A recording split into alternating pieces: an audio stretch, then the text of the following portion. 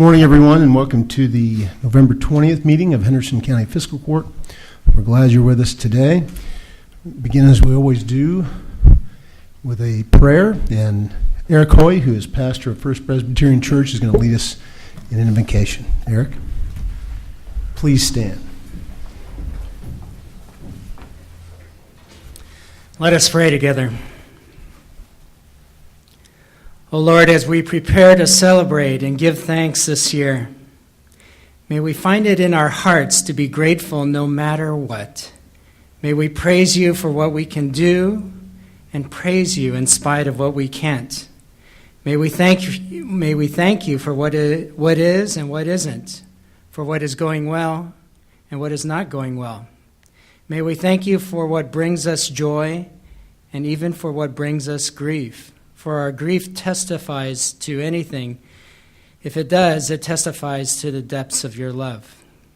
So bless this meeting today, dear God, we pray, and turn our hearts ever and always toward your all-encompassing light, who is our Creator, our Savior, our Redeemer, and friend. For we pray this in Jesus' name. Amen. Amen. Please join me in the Pledge of Allegiance. I pledge allegiance to the flag of the United States of America and to the republic for which it stands, one nation, under God, indivisible, with liberty and justice for all. And thank you, Eric. Mr. Clerk, please call the roll. Magistrate Putman. Here. Magistrate Warren. Here. Magistrate Alexander. Here. Magistrate Wilkerson. Here. Magistrate Todd. Here. Gentlemen, you have before you the minutes of the November 6th, 2018 meeting of Fiscal Court. After a period of review, I'll entertain a motion to accept those. So moved. Second. We have a motion and a second. Any other corrections, clarifications, or additions?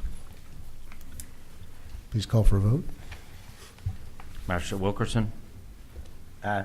Magistrate Todd. Aye. Magistrate Alexander. Aye. Magistrate Warren. Aye. Magistrate Putman. Aye. It is Judges Scholar time again, and we have with us today Caleb Wells from Cairo Elementary, and I'd like for him to join me right up here in front of the podium.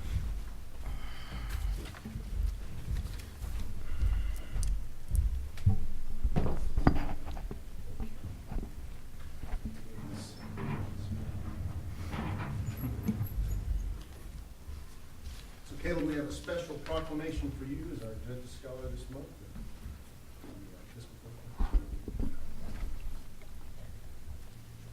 Caleb Wells has been chosen by Carroll Elementary School to be the recipient of the Judges Scholar Award because he made a choice to accept changes that would benefit his education and well-being. And whereas change is not easy, however, Caleb's ability to embrace change has led to growth that will only further his successes in life. And whereas success is measured in many different ways, whether it be passing a test, scoring the winning point, achieving a particular goal, or taking the necessary steps for overall improvement, and whereas the Henderson County school system could not let Caleb's efforts go unnoticed, and whereas the Henderson County Fiscal Court supports the school system and acknowledges these changes as being significant because students, such as Caleb Wells, will be our future leaders. And now, therefore, I, Brad Schneider, County Judge Executive of Henderson, join with the Henderson County Fiscal Court to proclaim November 20th, 2018 as Caleb Wells Day.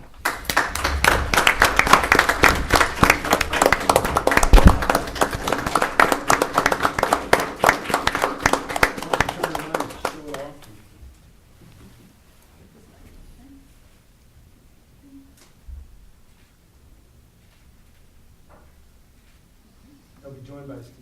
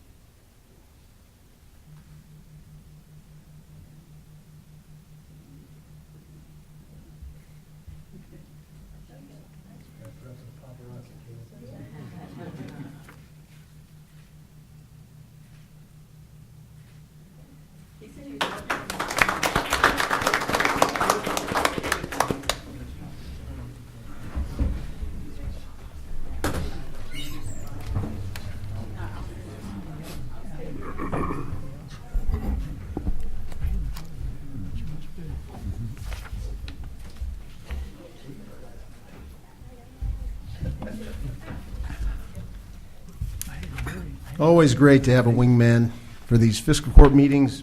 Congratulations, Caleb. We're going to be talking about you again at the end of the meeting. But way to go. And again, keep an eye on that guy. We met last night at the Spotsville ribbon cut. Yeah. Yeah, I got to hear a lot of good things about it. Okay, we have with us Jennifer Marks from the Green River Area Development District, who has been really key to helping us develop the EDA grant for the Ohio Drive project. And I invited her over today not only because we need to approve a services contract with GRAD as part of the EDA process, but also maybe get a little bit of an update. So, Jennifer Marks. Thank you, Judge, Magistrates. I put a document there in front of you. I'm not sure when the last time we kind of got an update on this project was. I don't know if it was when we did the application exactly there. The document in front of you, EDA requires us to do an action plan. When they awarded the funds for us, what they had us do is kind of sit down and explain to them how we planned on going through our process of the project. So what we did at GRAD, we put together, along with Bill, the judge, Buzzy, several people, how we planned on going through the process of the project, in a sense, how we planned on doing our in-kind services work, things like that. So if you'll just flip through, I know I just gave it to you, so if you have any questions on it later, give me a call. But that's kind of our scope of work for how we plan on doing that. There is a project timeline in there, so you can see when we do plan on finishing the project, things like that. But I'm here to answer any questions that you do have. Bill's also here for any technical questions. Steve's here for any legal questions, anything like that you guys might have on that. So, If I can summarize real quickly, we do have a start date shortly after the beginning of January. right. First week of January. We're tying up a couple loose ends with EDA right now, including permission from Audubon Metals to work in and around their railroad spur, and also a couple extra permits we're working on. But other than that, we have pretty much all the other necessary green lights from EDA. Is that correct? Right. We are looking to schedule a pre-construction meeting right now. We got our green lights, I believe, the end of last week. So we will do our pre-construction meeting. From there, we will issue a notice to proceed and then do a start of construction. From that, I do believe just talking to Bill, the first thing we'll do is move the gas lines and hydrants, right? Is that what I think he just said to me? And from there, we'll start construction. I think that from talking with Buzzy, he wasn't here, I don't think, we'll start that at the beginning of the year and then move on from there. And remind us that the total overall time frame to complete the project is approximately. It's a 2-year time frame, Yeah. correct, Bill? Yeah, it's a 2-year, but Sorry. it's actually 2 years and 6 months by the time that they give you to complete the project and get all your paperwork completed, with your I's dotted and your T's crossed for your final submittal of your fundings. You got to remember that when our first meeting, we can't even make our first draw until 6 months into the project, and they're done in 6-month increments. So that's why it goes out for 6 months past the actual time frame of the construction. Gotcha.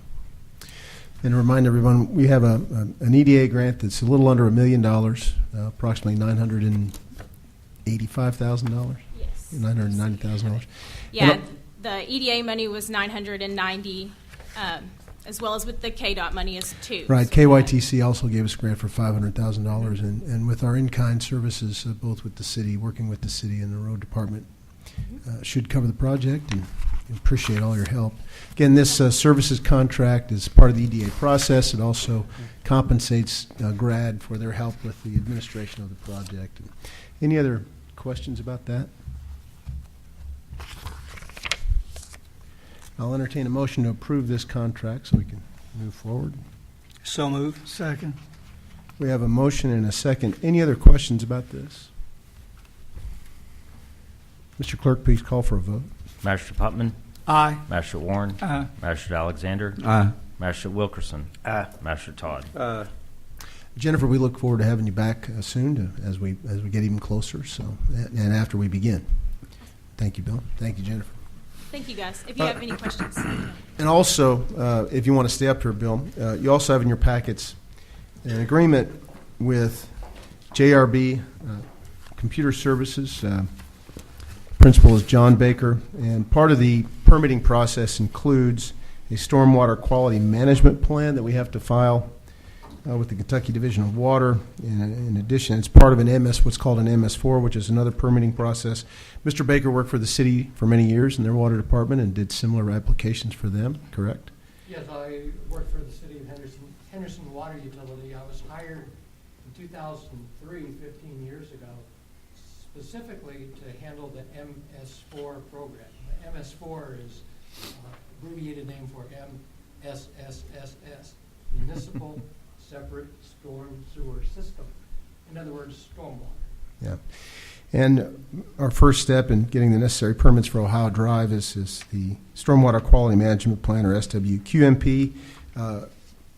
We looked around for somebody who could really help us do this expeditiously, because the deadline is actually December 31st now. So we reached out to the city and Mr. Baker, and you can see on the back of this document the fee, which will be included, will be submitted to the EDA, covered under their legal and administrative fees, part of our grant.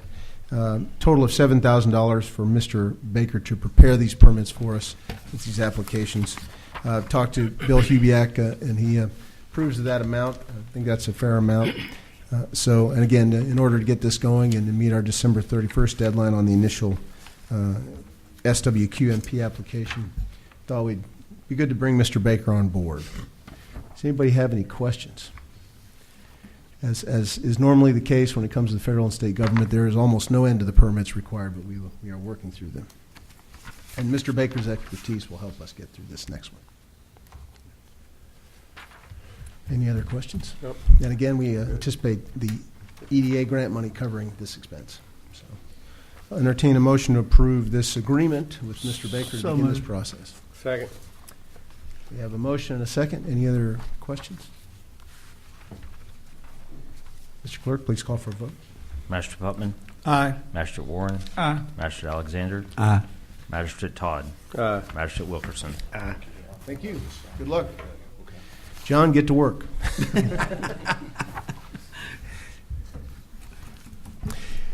Now we're going to have first reading of the bond issue for SCAPS Matrix, which is the company that was discussed in our last fiscal court meeting. It is a bond issue that the county needs to bless, but is actually issued through a bank, Wells Fargo, for the company which bought the Matrix plant on 425 earlier this year and is expanding it, adding jobs. And in the ordinance that we're going to read, I want to direct everybody's attention to the second to last page, page 5, the bold type, which emphasizes that the Series 2018 bonds that we are going to be blessing will not constitute a general obligation debt, bond indebtedness, or liability of the county, the Commonwealth, or any agency or political subdivision thereof under the Constitution of the Commonwealth, or give rise to a general obligation or a liability of or a change against the general credit or taxing power of the county, the Commonwealth, or any agency or political subdivision thereof. Basically means we are not responsible for the making good of the payments on the bonds, but we, according to federal law, we do have to bless them, and that is what this ordinance does today. Does anybody have any questions before I have the clerk read the general summary of this ordinance on page 1?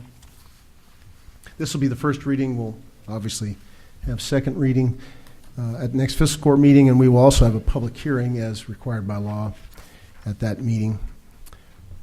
But does anybody have a question before we go to first reading? Mr. Clerk, can you please read the summary?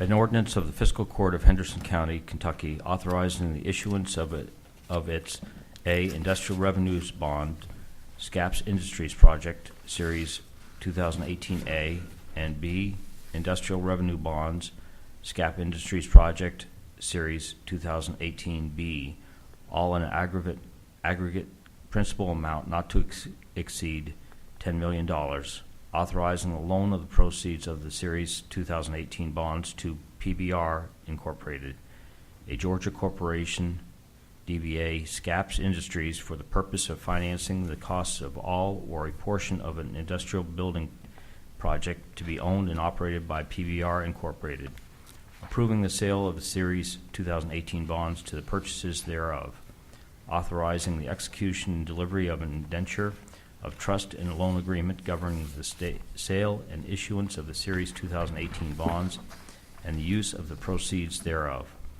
authorizing further action by county officials and directing them to take all necessary action to effectuate the intent and purpose of this ordinance. And before we take a vote, I'll reiterate that this is different than the normal industrial bonds that the court has approved in the past, and that those bonds enable the company to forego local property taxes and use that money to pay off the bond. This is not one of those industrial revenue bonds. This bond basically gives them, as you remember Mark Franklin from Stolking and Ogden discussing last meeting, discounts on their federal taxes, which benefits the company, of course. So, any questions about that? Judge, just to follow up, as you said, this is a non-recourse bond and does not involve additional incentives by the county. This ordinance was drafted by bond counsel. I reviewed it and approved same as to form and legality. With regard to legality of the fiscal court entering into the ordinance on itself, with regard to the ordinance's ability to achieve the tax consequences that SCAPS wants to, that they have their own counsel and that's on them, so no representations were made to them about whether it's going to achieve the tax consequences, but this is what their counsel indicates would achieve that goal. Thank you, and thank you for reviewing it. So with that, I'll entertain a motion to approve first reading of this ordinance. So move. Second. We have a motion from Magistrate Putman, second by Magistrate Todd. Any other questions or comments? Glad Fiscal Court's helping Matrix move forward in this regard. Can't wait for them to expand. So with that, I'll ask for a vote. Magistrate Putman. Aye. Magistrate Warren. Aye. Magistrate Alexander. Aye. Magistrate Wilkerson. Aye. Magistrate Todd. Aye. Just for your edification, there's also in the packet a request for negotiated sale from Scaps Industries that is not related to us in any way. It just offers a little bit more background on it if you want to review that.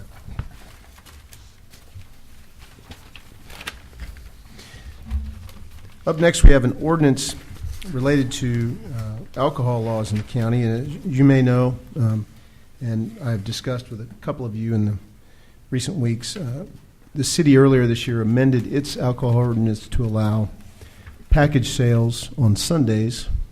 The county did not have such an ordinance, and as we've done a couple times in the last 2 years, we have tried to align the county's ordinances in regards to alcohol sales with the city's, so it's much more consistent here in Henderson County and in the city for businesses looking to locate here or restaurants. And this ordinance would match Henderson County's alcohol ordinances with the city to allow package sales from stores beginning at 10 a.m. on Sundays. It would also adjust our starting time for both package sales and restaurant sales to 10 a.m., again, to match and mirror the city's ordinances. I asked Mr. Gold to prepare this ordinance, and he reviewed the city's directions on this and guidelines and did the best he could to make them as identical as possible. I think it's good for our business friendliness here, and again, for any businesses that want to come in and do business in the county that involve alcohol sales. Are there any questions or comments? With that, I'll entertain a motion to approve after the fiscal court clerk reads the ordinance. And you can read the entire ordinance, please. An ordinance amending the existing ordinance relating to the sale of alcoholic beverages on Sundays, amending the hours of Sunday sales by the drink, and establishing hours for package sales on Sundays. Whereas the Henderson Fiscal Court passed ordinance number 1701 on March 7, 2017, which amended Chapter 90, Article 11 of the Code of Henderson County to provide for and regulate the sale of alcoholic beverages by the drink on Sundays beginning at 12 o'clock noon. Whereas the City of Henderson passed ordinances allowing for the sale of alcoholic beverages both by the drink and in packages beginning at 10 a.m. on Sundays. Whereas the Henderson Fiscal Court deems it beneficial to harmonize its alcoholic beverage control ordinances with those enacted by the City of Henderson. Now therefore be it ordained by the Fiscal Court of Henderson County, Commonwealth of Kentucky as follows. 1. Section 9011D of the Code of Henderson County shall be amended with additions in bold, underline, and deletions in bold strike through as follows. The sale of distilled spirits and wine by the drink and malt beverages by individual containers shall be permitted on Sundays from 10 a.m. until 11 p.m. on Sundays that fall on Sundays that fall on December 31st from 10 a.m. till 2 a.m. the following Monday by hotels, motels, golf courses, and restaurants which are licensed for the retail sale of malt beverages and distilled spirits and wine by the drink and which have dining facilities with a minimum seating capacity of 50 people at tables and which will receive at least 50% or more of their gross annual income from their dining facilities by the sale of food. Number 2, a new section of Section 90-11 of the Code of Henderson County is hereby created as subsection F, and said section shall read as follows. Licensees which have been issued a quota retail package license or a non-quota retail malt beverage package license shall be permitted to sell alcoholic beverages on Sunday from 10 a.m. to 2 a.m. of the following Monday. Number 3, all other provisions of Section 90-11 of the Code of Henderson County shall remain in effect without amendment thereto. 4, all ordinances and parts thereof in conflict herewith are, to the extent of such conflict, hereby repealed. Number 5, the provisions of this ordinance are severable, and any provisions or part thereof shall be held invalid or unconstitutional or inapplicable to any person or circumstance. Such invalidity, unconstitutionality, and inapplicability shall not affect or impair the remaining provision of this ordinance. And with that, I'll emphasize that this is only for establishments which received their liquor licenses for either as a restaurant, retail sales by the drinking, packaged liquor. So any other questions about that? I'll entertain a motion to approve this first reading of this ordinance. So move. Second. We have a motion and a second. Any other questions? Please call for a vote. Magistrate Putman, Aye. Magistrate Warren, Aye. Magistrate Alexander, Aye. Magistrate Wilkerson, Aye. Magistrate Todd. Aye. Thank you. And on next, if you recall, we had a very interesting and information-filled discussion about the possible creation of a syringe access exchange program by the Green River District Health Department. I appreciate board members and directors being there.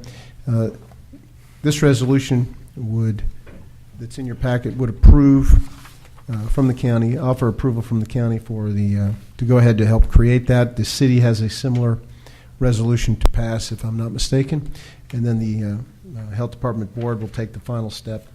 Again, the county needs to offer its support and approval, and that's what this resolution entails. Any other thoughts or comments about our support of the syringe exchange program?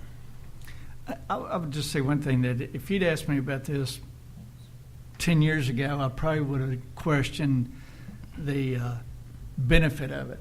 But as time has transpired, I really do see benefits to this, and I see, not that I like the fact that we have to do it because of those issues are in our community, in our state, and in our nation, but I do see a benefit to doing this and providing these type of clean syringes to be available. So I agree.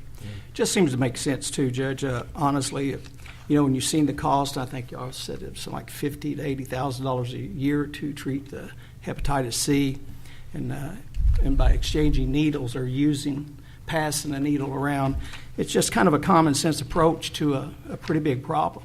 And in the long run, we keep people healthy and make the community better. it certainly is for a majority of Henderson County a disease control measure, and that's important to us all. In addition to helping people who might be addicted to heroin or other injectable drugs, a chance to be in contact with our health resources, health care resources, and just pulls them into the health department where they can be reached out to perhaps help their addictions. So. Judge, I think that this drug epidemic is rampant, and I don't know that there's any one solution, but I think a series of things like this could come together and really help reduce it. I don't know that we'll ever whip it, but I think we can reduce it and get it down to hopefully manageable numbers. But I think it takes a series of things like this to do it, so I think this is good. Yeah, and protect our public at the same time. I'm going to ask the clerk to just read the summary at the top, because the rest of the whereases were very much fall in line with the testimony we had last meeting when we talked about this, the health benefits and the intent of the health department. Okay. Well, Mr. Gold, where does that start? At the now therefore, be it resolved. So I'll have you read the summary sentence, Mr. Clerk, and then turn to page 3 and begin with the now therefore for the resolution. The Health District was very thorough in all of its whereases they recommended. Yep. 3 pages. Resolution approving the creation of a syringe access exchange program by the Green River District Health Department. Now therefore be it resolved by the Fiscal Court of Henderson County as follows. This body finds that a syringe access exchange program would reduce the risk of spreading infectious diseases throughout the availability of sterile drug injection equipment for the above stated reasons.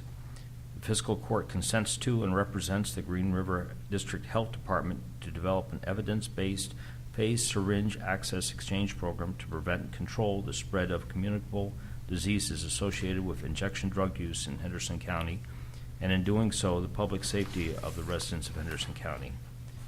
This resolution shall take effect immediately upon passage. Entertain a motion to approve. So moved. Second. Motion and a second. Any other questions? Please call for a vote. Magistrate Putman? Aye. Magistrate Warren? Aye. Magistrate Alexander? Aye. Magistrate Wilkerson? Aye. Magistrate Todd? Aye. With that, I'd like to ask Sheriff Brady. Talking about our next resolution, 2 school resource officers, which are going to be coordinated through your office, correct? Thank you, Judge. A couple of months ago, I was approached by the school superintendent wanting to know if the sheriff's office would be interested in going into agreement with the school system to provide 2 school resource officers, one at North Middle School, one at South Middle School. We said we would be interested under certain conditions. I want to thank our county attorney and the school board attorney for working hard on this issue. We've come up with a resolution which would allow us to hire 2 part-time reserve deputies to work as school resource officers. They will be paid totally by the school system. We will just bill the school system for their salary, any other benefits which are going to be limited, and the school system will reimburse the county, so that's a wash. There's no expense to that. They work 193 days a year, 185 in the school system, 8 days with us for training. They'll be on a 1-year annual contract, which reduces or does away with the requirement that they be paid overtime and insurance. The contract can be renewed every 12 months, but the school system and the sheriff's office both agree. So they will be contract employees. The school system's buying their uniforms, their guns, everything. They needed a law enforcement agency to sponsor the 2 school resource officers to give them authority of arrest and to be sure that they were certified under Kentucky law, which we agreed to do. The school system picked the 2 people that are going to do it, which I'm very pleased with. Both of them are retired Kentucky State Police captains that are very interested in school safety, and they both live in our community. Bob Schultz is one of them. Sean McKinney is the other. So the quality of the resource officer is absolutely outstanding. We know they're certified. We know they're trained. We know they're competent. We know their judgment is good. So I think it's really a win for the school system to have those 2 deputies in the school system, and it's a win for our county to help invest in school safety. As we all see on the news, it's more of an issue all the time. The safety of our school children is paramount to all of us. And it's kind of our buy-in as a county government, along with just the regular duties of the sheriff's office, to have 2 specialized officers to work in the school system. So I would appreciate you considering this request. Steve has written up the resolution which explains it. If there's other questions, I'll be glad to answer. Any other questions of Sheriff Brady? And just to clarify, I think the sheriff had a slip of the tongue when he said having them as contract employees since they're retired, that there wouldn't be overtime and health insurance. It's actually there wouldn't be pension or health insurance. I didn't mean to say overtime. Any overtime that is accrued will be paid by the school system also, but having them as contract employees releases us from paying into retirement and insurance. I'm sorry. Thank you. Well, right. I just want Thanks to for clear correcting that. But yeah, it is especially since they are retired state police officers. There was a bill passed a couple years ago that makes them eligible for this type of contract hire that really makes the money work. And otherwise, it'd be difficult for both the sheriff's office and the school board to do it. And fair to say makes our schools safer? Yeah. I mean, just having a cruiser sitting out in front of the schools is a deterrent. And then anyone who's got a problem with the school, knowing that there's a uniformed officer inside, certainly changes a lot of attitudes before they hit the front door. Any other comments or questions? Thank you, Ed. We will have Fiscal Court Clerk read the resolution, please. Resolution authorizing the Henderson County Sheriff to execute School Resource Officer Agreement with Henderson County Board of Education.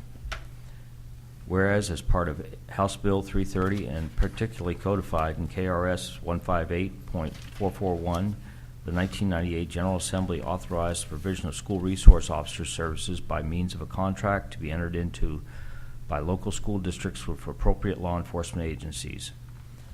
Whereas the board is a body politic and corporate pursuant to KRS 160.160 with legal authority to enter into contracts. Whereas the Henderson County Sheriff's Department is a local law enforcement agency as contemplated by KRS 158.441. And whereas it is the intent and desire of the sheriff and board to provide for the services of a school resource officer as set forth herein and is authorized pursuant to KRS 158.441. Whereas the Henderson County Sheriff and Henderson County Board of Education have reached an agreement wherein the sheriff shall provide 2 deputies to serve as school resource officers at the board's middle schools at the cost shall be reimbursed by the board. Whereas the Henderson County Fiscal Court supports the efforts of the board and the sheriff to enhance the safety of students of Henderson County. Now therefore be it resolved as follows, that the Henderson County Fiscal Court hereby authorizes and directs Sheriff Ed Brady to execute the attached school resource officer agreement and to execute any and all other necessary and appropriate documents required to effectuate the purchase thereof. Further, the Fiscal Court hereby recognizes that the provisions of the school resource officers contemplated by the agreement will necessitate a future budget amendment into the sheriff's operating budget to reflect the Henderson County Board of Education's reimbursement thereof. Again, any other comments or questions? I did happen to have one. You mentioned the fact that you'd have a cruiser sitting out in front. Steve, does the insurance for those vehicles, can that be included in this cost, or is it too late to add that? Because there will be, instead of trading those older vehicles, I assume these 2 individuals will probably get the older models, but then there will be insurance for those vehicles that if they're going to cover. Steve, I believe we're under blanket policy anyway. It doesn't matter about the number of vehicles. Okay. Well, and I believe it's been a while since, and there was so much negotiation over all this, but I'm pretty sure the insurance issue did get handled in there, and I know Colonel Crafton did speak with, I believe he spoke with KACO about what the effect would be on that. And I think the answer was that it was a blanket policy, but to the extent, the agreement with the school is generally that if there are costs associated with the provision of these 2 officers, that they are to be passed on to the school. That's fine. Any other questions? I'll entertain a motion to approve this resolution. Second. We have a motion and a second. If there are no other comments or questions, we will take a vote, please.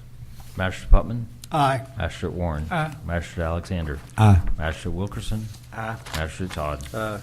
Judge, I want to thank our county attorney as usual. He comes through when things get complicated. He's easy to work with and very helpful. And Steve, I appreciate all your effort on this. Thank you very much. And I agree. Next, I'd like to ask our EMA Director, Kenny Garrett, if he is still here, to come to the podium and describe briefly the resolution in front of us now regarding your department and Division of Emergency Management and Federal Emergency Performance Grant eligibility. Good morning. Good morning. As you know, my department is funded three ways: by the state, by the county, by the city. So the state will reimburse 50% of expenses that are incurred, and that's what this is about. So as we go through the monthly processes, salaries and things like that, we submit those claims, and they reimburse up to 50%. So that's what this is. This is an annual contract that gets done every year. So this is just a renewal for the next year. So it is a perfunctory resolution we need to pass every year to make sure that Yes, sir. eligible for these funds. Any questions of Mr. Garrett on this? I'll have the clerk read the resolution, please. Resolution authorizing County Judge Executive to execute memorandum of agreement with Kentucky Department of Military Affairs, Division of Emergency Management regarding Federal Emergency Management Performance Grant, EMPG eligibility. Whereas the 2018 Kentucky EMA program is funded by the Federal Emergency Management Performance Grant, EMPG, the Kentucky Division of Emergency Management passes through approximately 50% of the grant funds to participating county programs. Whereas counties must also follow all applicable state and federal laws, regulations, policies, and procedures, including 2 CFR 200, Kentucky Revised Statutes, KRS, Chapter 39, and Kentucky Administrative Regulations, KAR, Title 106, Chapter 1. Whereas the EMPG program provides federal funds to assist state and local governments in preparing all hazards as authorized by Section 662 of the Post-Katrina Emergency Management Reform Act, 6 U.S.C. 762, and the Robert T. Stafford Disaster Relief and Emergency Assistance Act, as amended, 42 U.S.C. 5121 XY. Whereas the Kentucky Emergency Management, KYEM, per KRS 39A.050-2B, has the power, authority, and duty to coordinate the development, implementation, and maintenance of comprehensive emergency management programs by local emergency management agencies in the cities, counties, and urban county or charter county governments of the Commonwealth to ensure that all programs, agencies, and organizations are organized, administered, and operated as functional components of the integrated emergency management system of the Commonwealth. And whereas it is the recommendation of the Henderson County Emergency Management Director that the county execute this agreement in order to be eligible to receive grant EMPG funding from the state. Now therefore be resolved as follows: that the Henderson County Fiscal Court hereby authorizes and directs County Judge Executive Brad Schneider to execute this attached memorandum agreement with the Kentucky Department of Military Affairs, Division of Emergency Management regarding Federal Emergency Management Performance Grant, EMPG, and to execute any and other all necessary and appropriate documents required to effectuate the purchase thereof. Further, the Fiscal Court hereby directs the County Judge Executive and the Henderson County Emergency Management Director to take all necessary steps to apply for a grant through KYEMs for EMPG funds. Any other questions? Entertain a motion to approve that resolution. So moved. Second. Motion and a second. Comments? Please call for a vote. Magistrate Putman. Aye. Magistrate Warren. Aye. Magistrate Alexander. Aye. Magistrate Wilkerson. Aye. Magistrate Todd. Thank you, and thank you, Kenny. Thank you. Good luck getting those grants. We have two appointments to the Henderson County Cooperative Extension District Board, and after consulting with staff there, I've chosen Karen Hill, who is a current board member and is about to be reappointed, would like to be reappointed, and I'm familiar with Karen's work and absolutely concur that she'd be a terrific person to reappoint. And then a new appointee, Rebecca Beard, who is associated with the 4-H program at the Cooperative Extension Office and would make a great addition to that board because of her experience in 4-H. So I'm recommending the reappointment of Karen Hill and the appointment of Rebecca Beard to the Henderson County Cooperative Extension District Board. Get a motion to approve those? So moved. Second. We have a motion and a second. Any questions about that? Again, this is after conferring with staff at the co-op. Please call for a vote. Magistrate Putman. Aye. Magistrate Warren. Aye. Magistrate Alexander. Aye. Magistrate Wilkerson. Aye. Magistrate Todd. Aye. We're also going to be appointing a new occupational tax administrator, Andrew Powell, as you all know. Will be our new PVA, and unlike other officers of the Corps who are going to be taking office after the 1st of January, actually after January 7th, Andrew will start at the end of this month. His service as occupational tax administrator and assistant county attorney will end on November 30th, so we have to come up with an occupational tax administrator to replace him. After consulting with Steve, Mr. Gold has chosen to go a different route with his half of this position and use it for somebody who's going to be exclusively working for his office, meaning that we had a little bit wider field to choose from. And I'm happy to report that we had a great candidate who I happen to know, Brent Hepner, who is with us today. If you could stand up, Brent. Brent is a former U.S. Marine Corps retiree and has extensive experience in not only his primary job, which was flying jets, but also administrative duties, management duties, fiscal responsibilities, and reporting to the Joint Chiefs of Staff at the Pentagon before he retired.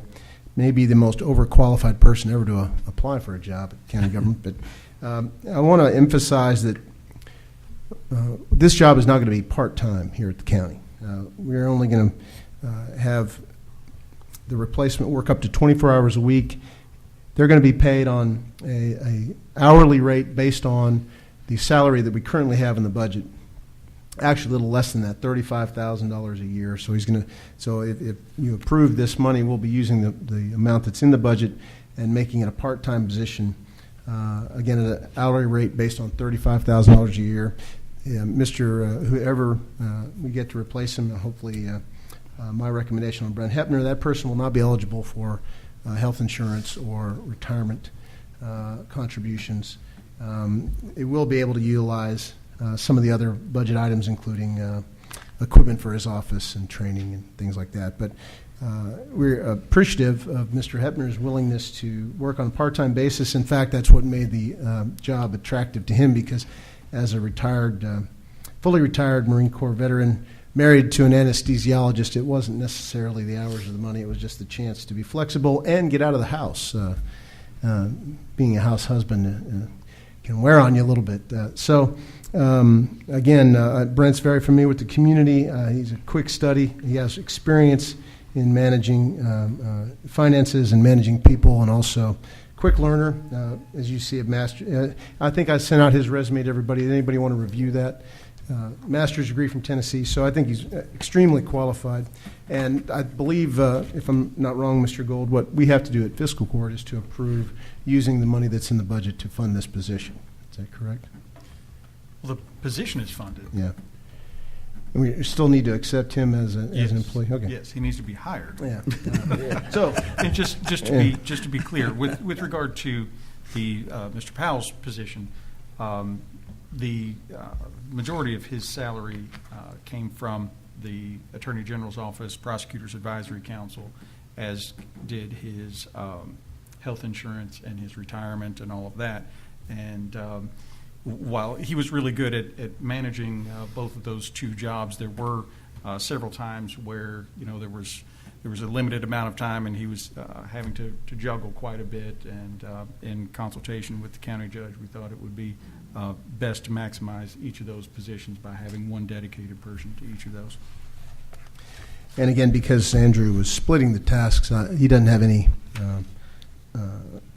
reservations about the fact that Mr. Hebner can accomplish the goals of the occupational tax administrator in no more than 24 hours a week. In addition, we're going to ask Mr. Hebner to support our finance office with some odds and ends tasks, and as well as mine. So we believe we can get all that accomplished. And it's a compliment to Mr. Powell that in the 2+ years that he has been occupational tax administrator, we have a pretty streamlined process going with the city, and has made it very, I think, much easier to get a replacement in and carry on as he transitions to being property valuation administrator. So with that, Mr. Hebner's here if anybody would like to ask him any questions. Just a comment, Judge. First, Mr. Hebner, let me just thank you for your dedication and service to our country for all those years. Appreciate that very much. Any other questions? So I entertain a motion to approve the hiring of Brent Hebner to replace Andrew Powell as occupational tax administrator. So moved. Second. We have a motion and a second. Any other questions or comments? Please call for a vote. Magistrate Putman, Aye. Magistrate Warren, Aye. Magistrate Alexander, Aye. Magistrate Wilkerson, Aye. Magistrate Todd. Thank you, and thank you, Mr. Hebner. We look forward to onboarding you on December 3rd is when he'll begin, and I'm sure he looks forward to working with Fiscal Court. With that, I'd like to bring Bill Hubiak up to make recommendations on 2 bridges that he opened the bids for last meeting. Bill, it's all yours. Gentlemen, I have reviewed the bid on the bridges and the installation and the recommendations you have in front of you on Cairo Hickory Grove Road, the 40-foot bridge. Would like to award that to pre-stress services. That would be for a concrete box beam deck, and the demolition and installation by AA Services. And they have the bids in front of you. Total for those 2 items on that bridge is $137,025. Now, that does not include any of the concrete, which will be supplied to them on our annual bid, nor any of the riprap that will be used for bank stabilization that will be supplied by us. Probably the total cost on this structure will be about $200,000 by the time we get the concrete in the head walls and the riprap for the bank stabilizations. So just to kind of give you an idea of what we're looking at. On this bridge, we are applying for the $80,000 rural and secondary bridge funding under the 80-20 bridge program, which is the maximum you can get per year. So that will, put us at looking at spending about $120,000 out of county money. So, any questions on that one? We'll move on to the second one, which is the Cairo Laos Bridge. This bridge here is the one that was just recently recommended to be closed, and we got the weight limit reduced to a single-lane bridge of 3 tons. While I was at CAECO at the rural and secondary road meeting, I spoke to several of the individuals there and showed them the picture of the inadequate erosion underneath the footers foundation that they used to widen that bridge out. They suggested I send this request in under emergency funding, since it happened like this, and our $80,000 under the 80-20 has already been committed. So we will be applying for that. On this road, we're looking at a 44-foot span. I'm looking to award that to E&H Bridge and Grading on this road, and the demolition and installation to AA Services. The total for this bridge is $142,285. Again, this does not include the concrete, which will be supplied under our annual bid, or any of the rock materials for the bank stabilization on the riprap. So again, we're looking at about $200,000 on this one here. So both these bridges are needed, as you well know, because of the disrepair. Just for your information, Henderson County alone has 80+ bridges, 63 which are under the state's inspection, and over 20 that are under my inspection, to give you an idea. in the past 21 years, we've already replaced over 21 bridges with either bridge structures or box culverts to reduce the liability and the problems that we have with the aging bridge system that we have within our state. So, with that, I'd like the court's recommendation to move forward with these contracts. Bill, are these the lowest and best evaluated bids that you've recommended? Do what? Are these the lowest and best evaluated bids? Yes, that they you've are. recommended? Move to accept. Second. And we have a motion second. I assume we're voting on both bridges at the same time. Is that okay? Any other questions from Mr. Bill, is that $80,000 grant just applied to the one bridge? The 80,000 is the tied to emergency one fund. bridge. You're allowed one bridge per year, 80,000 under the 80/20 bridge 80/20. program. It used to be you were able to save up to 3 years Yep. worth of the $80,000 to be able to fund a whole bridge project, but they have changed that, and you either spend it or lose it. So you get 80,000 a year, period. It's not an 80/20 split anymore like it used to be. Got it. But you are going to use that for one bridge and then emergency funding application for the other. That's right. They hold back 3% of the gas tax money for emergency spending, although it is very difficult to try to achieve that because we have a lot of bridges throughout the 120 counties that are in disrepair. But under this, that the state came down and looked at this bridge and put it on that from being a reduced weight bridge down to 3 tons and wanting to close it, they said it would qualify for the bridge program. And on a side note with that, I'm looking to move that bridge deck over to a FEMA project with mediation on Sulphur Springs Road to take out an arch. So if we can get that done, I will try to utilize FEMA money to reset that bridge deck and remove the arch obstruction in that drainage way. Thank you, Bill. So we'll repurpose that. Any other questions? We have a motion and a second. Please call for a vote. Magistrate Putman? Aye. Magistrate Warren? Aye. Magistrate Alexander? Aye. Magistrate Wilkerson? Aye. Magistrate Todd? Thank you. Thank you, Bill. That I'll call up Angie Hagedorn from Animal Control to give us her update.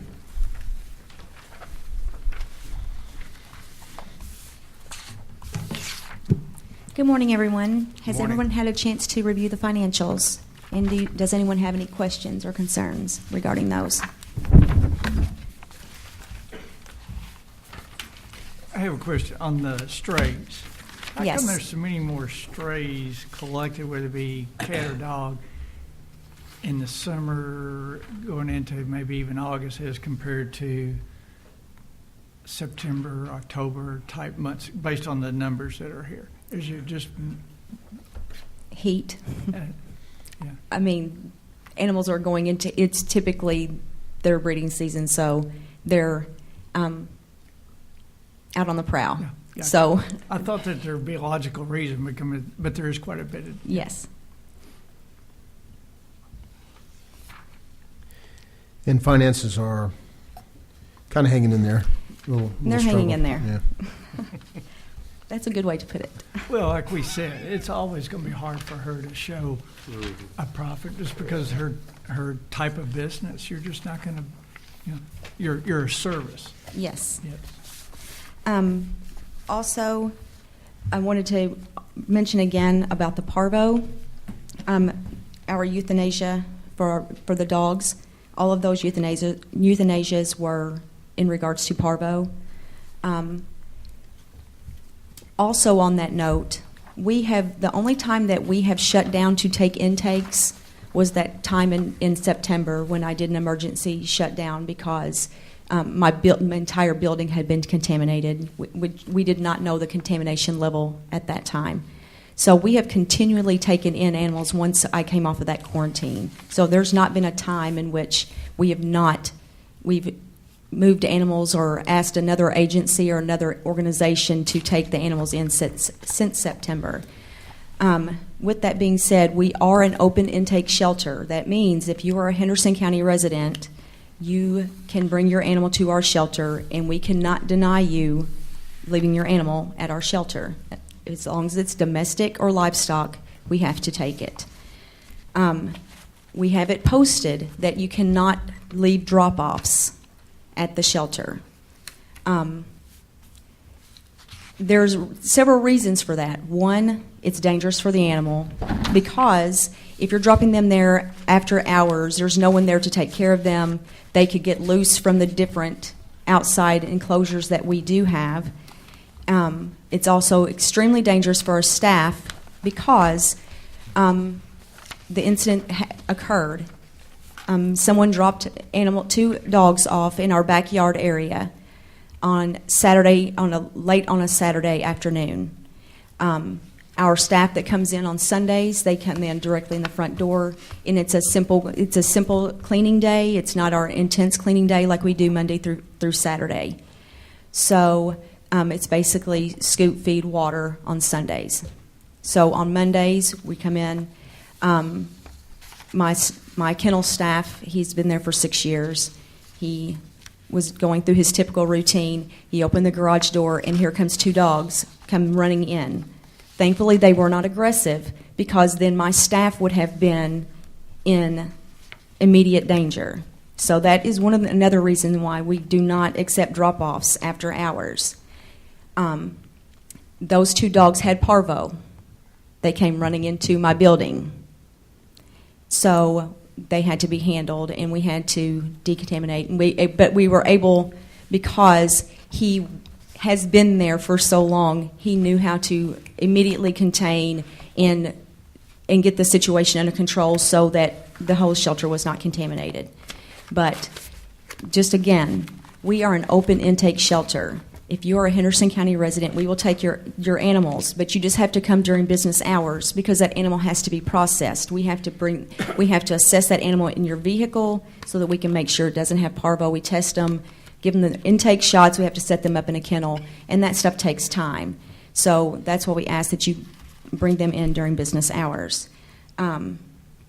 So again, please do not. If you have an animal to drop off, please do not drop them off whenever there's no staff there. Also, I do have some sad news.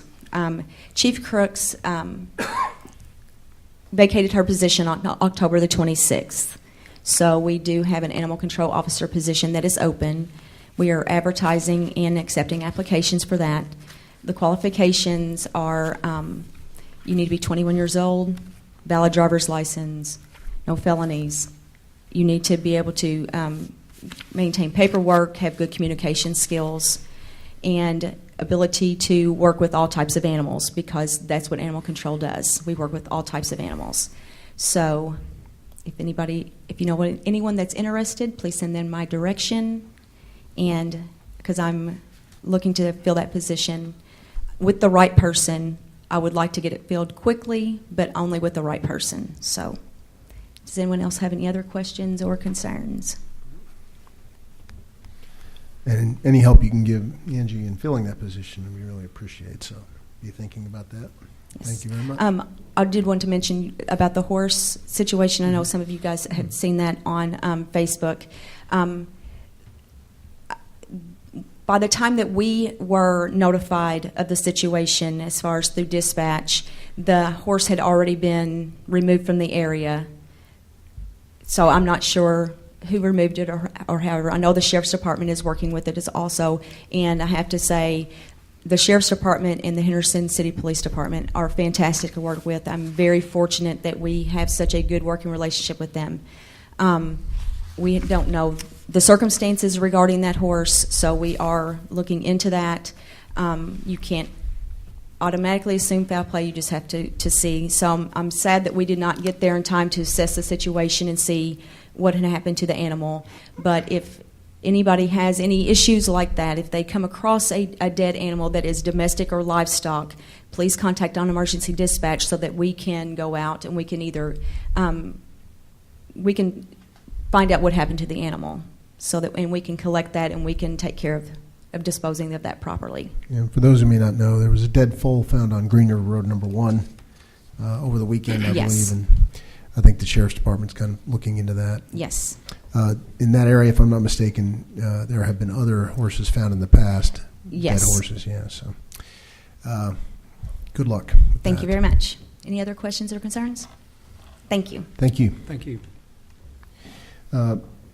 Ms. Abner could not be with us today. Her county clerk's report is in your packet. And she has also submitted to us checks for excess fees. If you might read those out loud, Mr. Yeah, our excess fees for the month received from the county clerk's office, $98,260.33. Move to accept. Second. We have a motion and a second. Any comments or questions? Please call for a vote. Master Putman? Aye. Master Warren? Aye. Master Alexander? Aye. Master Todd? Aye. Master Wilkerson? Aye. You have also have in your packets the sheriff's report. Move to accept. Second. We have a motion and a second on the sheriff's report. Any other comments or questions of Sheriff Brady? Please call for a vote. Master Putman? Aye. Master Warren? Aye. Master Alexander? Aye. Master Wilkerson? Aye. Master Todd? Aye. Mr. Gold, your report, please. Judge, I've got several checks today. First, passed through for a supplement to an assistant county attorney's salary from the city, $458.33. Dental and life insurance, $379.26. Health insurance, $8,927. Interest in the amount of $12.60 and $6.31, bringing today's total to $9,783.50. And Caleb, he was going to hand that to you. He said he's never had almost $10,000 in his hand. So, good job. Thank you very much, Caleb. Entertain a motion to accept the county clerk's payments. So move. Second. Motion and a second. Any questions? Please call for a vote. Master Putman? Aye. Master Warren? Aye. Master Alexander? Aye. Master Wilkerson? Aye. Master Todd? Aye. This time I'll ask Treasurer Brenda Ryder to come up and present claims and a financial report, as well as some transfers.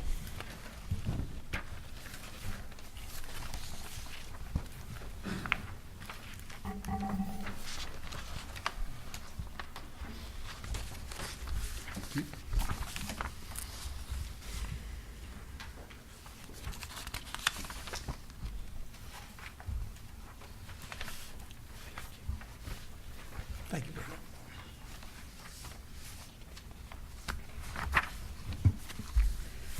These are your bank balances after paying claims today. Your day-to-day appropriation lines should be at approximately 41%. I have 3 additional claims to add.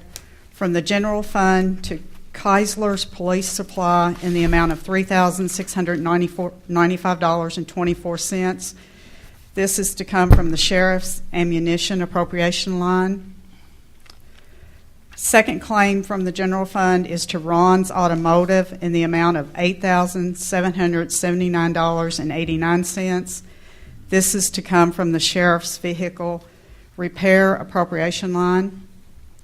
From the road fund to Visa in the amount of $890.21. This is to come from the Park Supplies Appropriation line. Any other questions about claims? Brenda, I have this too, and I apologize I didn't get to opportunity to meet with you yesterday. Let's see, I'm trying to look here. It would be page 1 of 5, and it had to do with parks. Corner Post Fence Company is 7,026. 26. I didn't wear my glasses today. Which park? That was for a 12-foot fence installation at Basket Park. Okay. And then the other, and this may be more directed not so much at you, but Bill, I actually took a group of kids on a hayride on Green River Road, and I noticed we bought $62,000 worth of gravel. Can we put some gravel down there on Green River Road number 1? Because it is really muddy. There's not much of a gravel base there.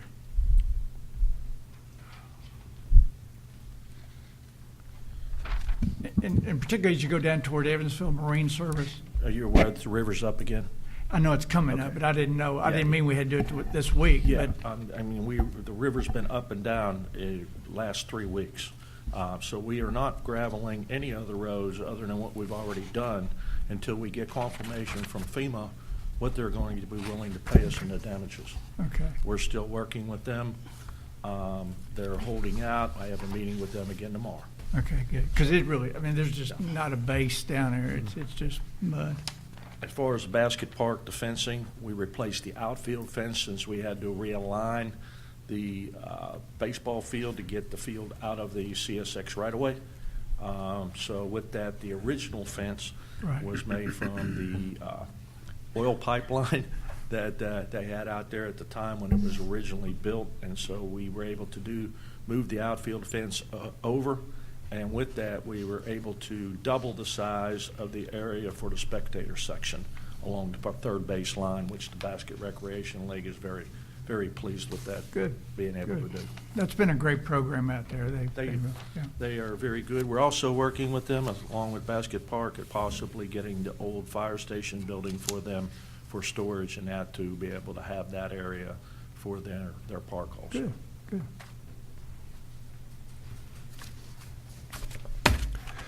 Any other questions about claims? No. Motion approved. So moved. Second. Motion and a second to approve claims. Any other questions or comments? Please call for a vote. Magistrate Putman. Aye. Magistrate Warren. Aye. Magistrate Alexander. Aye. Magistrate Wilkerson. Aye. Magistrate Todd. Aye.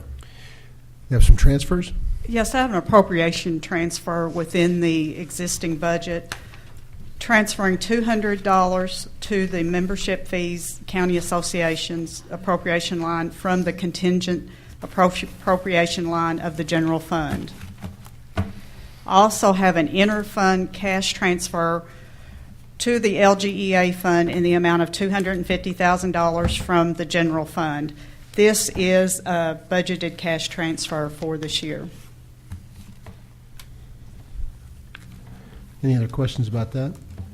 Can you be a little bit more specific on that LGE transfer? It's going to be going to line items in the LGEA fund.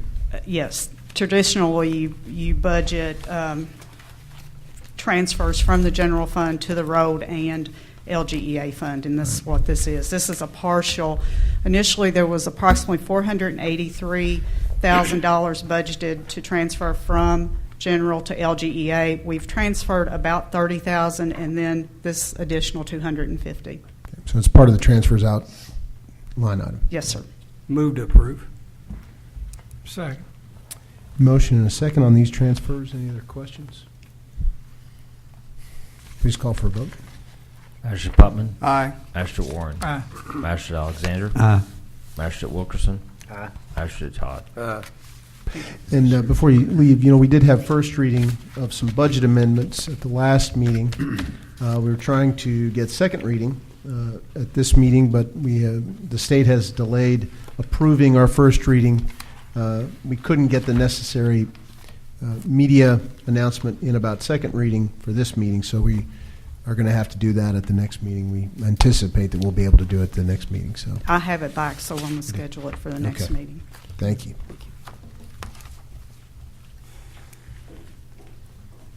And with that, if anybody from the general audience today would like to approach the podium and make comments for the good of the county, welcome. Andrew Powell.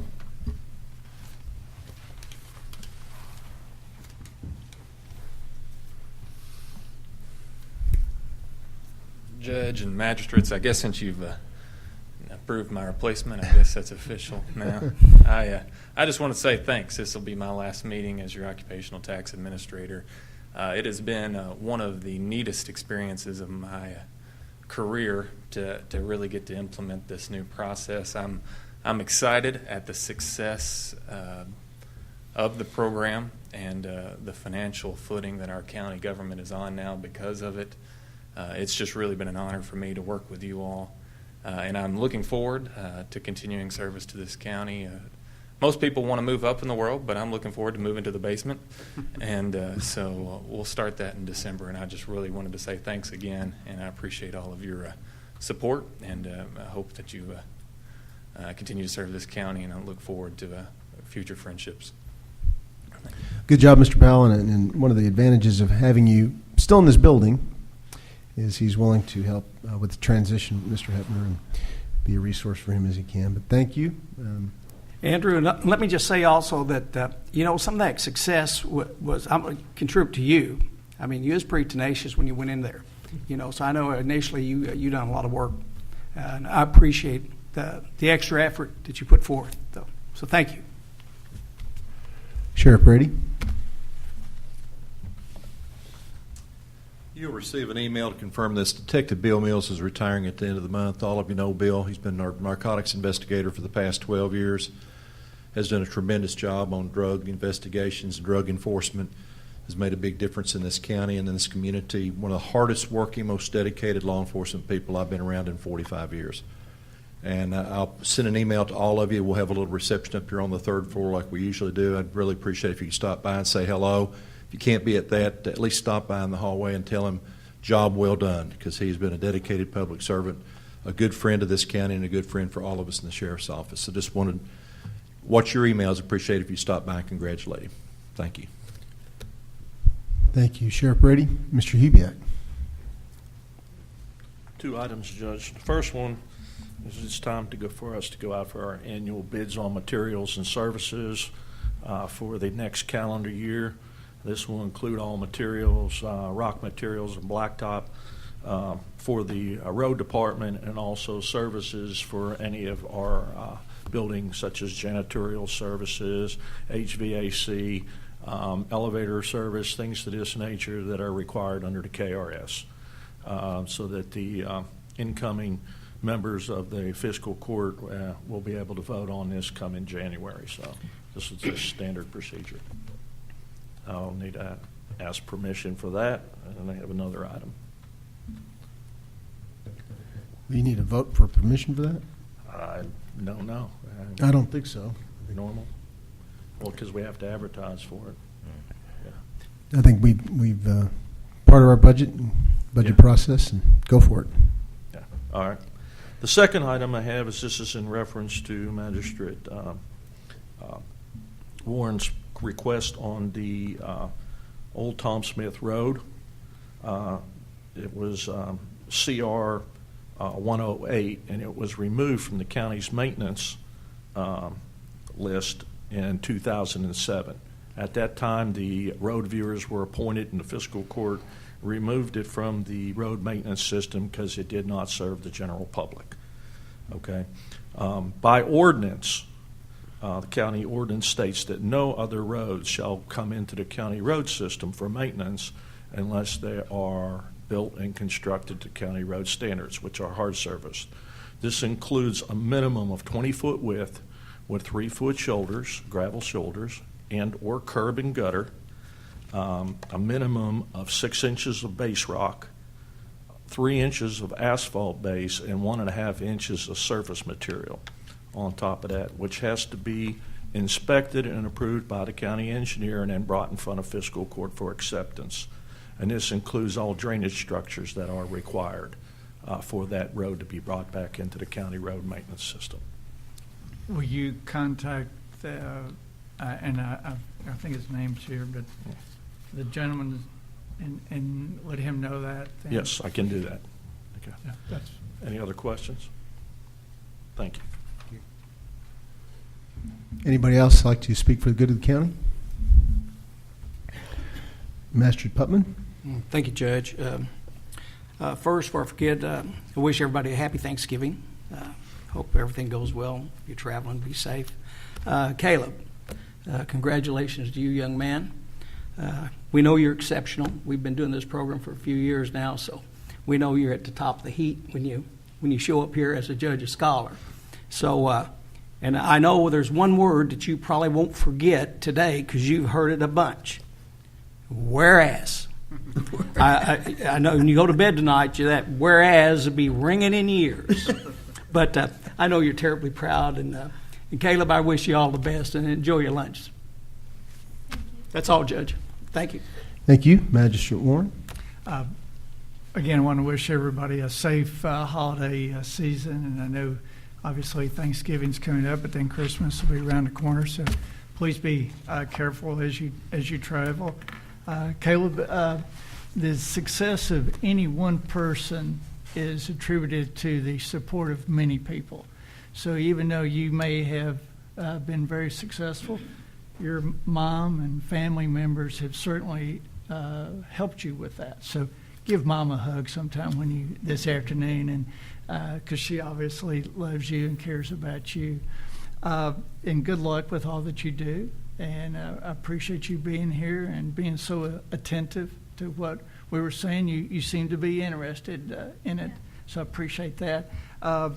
Bill, if you will, tell the road department, appreciate their efforts, because I know with all the things that they have going on, they're going above and beyond the duty. So if you'll just tell them that we appreciate what they're doing. We're just thankful Mother Nature didn't dump on us what they said. Exactly.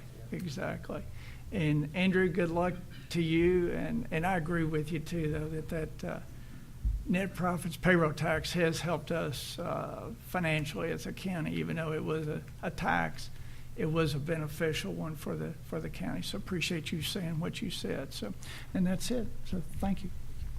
Magistrate Alexander.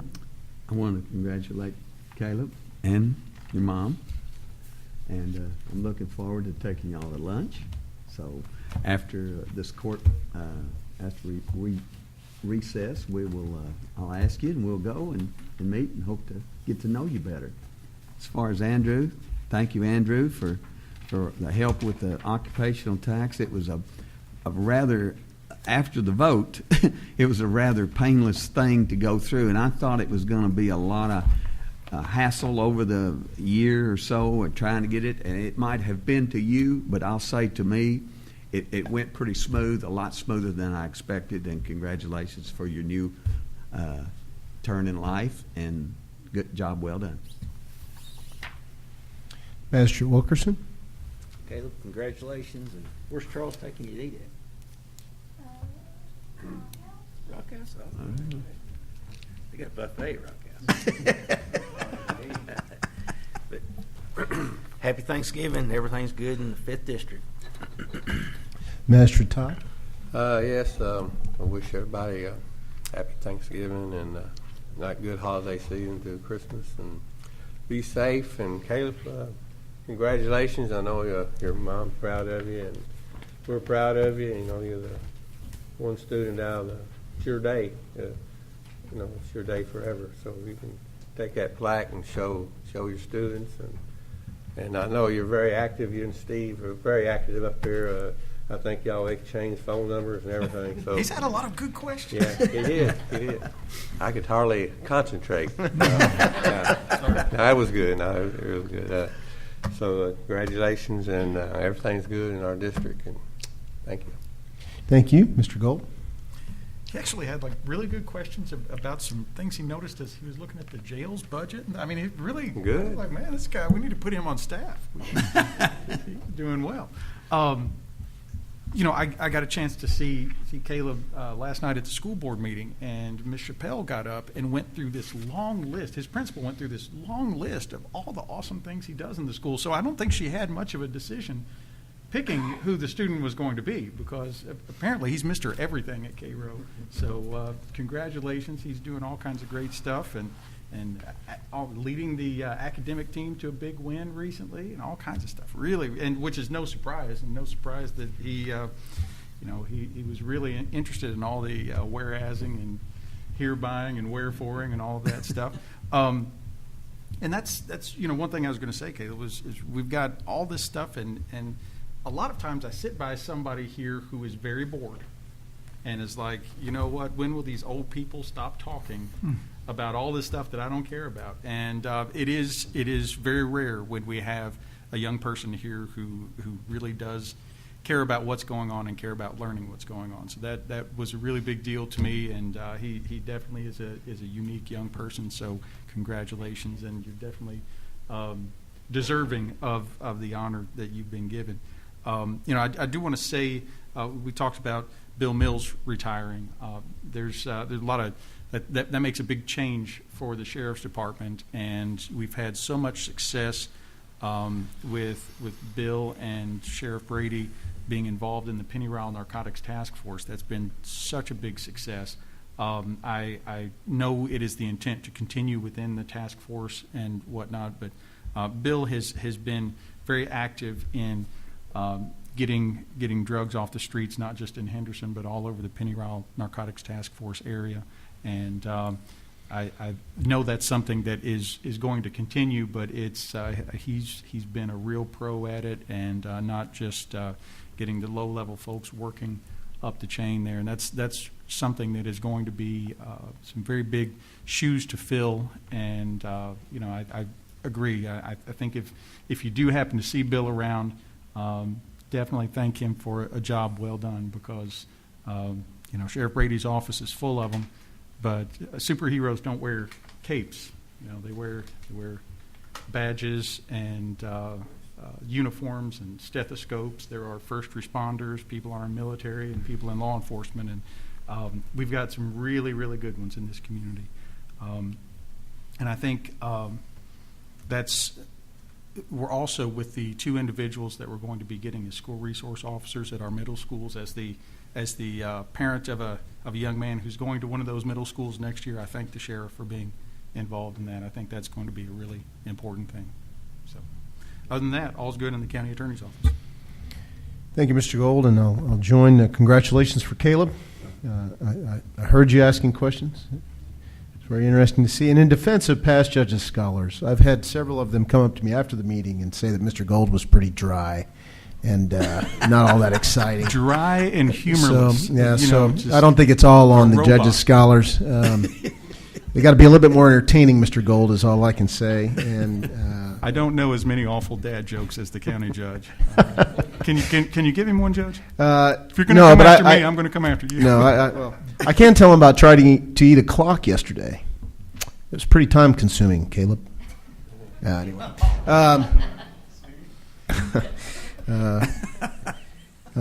And while we're on a lighter note, I really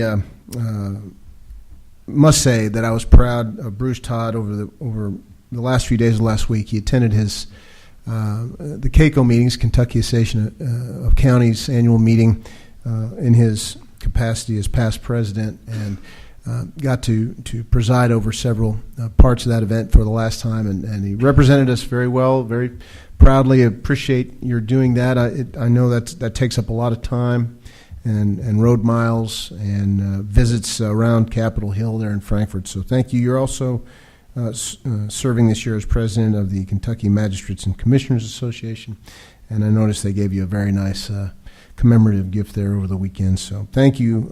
I really appreciate when Western Kentuckians, and especially members of Henderson County Fiscal Court and our county government, serve on statewide boards, and I know several of you do in some capacity. It's always important to have our views, our needs, our recommendations included in the statewide conversation, and Bruce did a great job of that, so thank you very, very much. I'd also like to join the kudos for our first responder community, including the Sheriff's Office and our volunteer fire department, City County Rescue, HPD. They've had a very busy last 7 days, and in some cases, tragic accidents. And I know that's never easy for anyone. It just seemed to be a really kind of haphazard last 6-7 days. So we always think of first responders. Of course, we think of the victims first and their families, but the first responders deal with that tragedy as well in some capacity. So we're thinking of them. Again, congratulations to Caleb, and I think we worked pretty steadily through a fairly lengthy meeting, so thank you for being prepared and ready to go. And with that, I will entertain a motion to adjourn. So move. Second. We have a motion and a second. All those in favor can leave.